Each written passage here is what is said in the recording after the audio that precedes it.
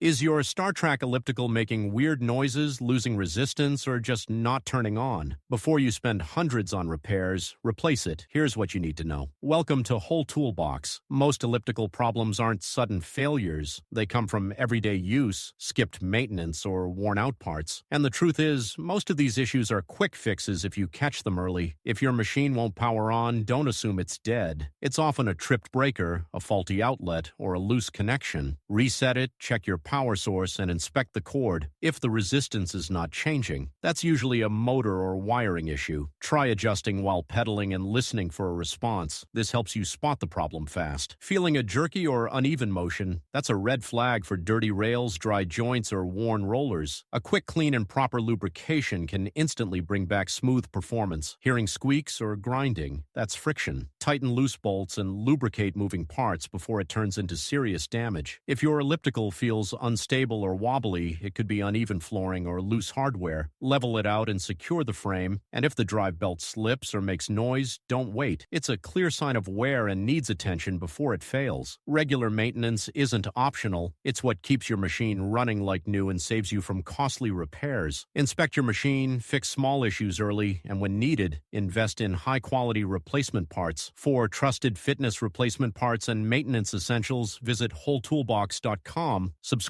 to our channel and don't forget to follow us on social media. Thanks for watching.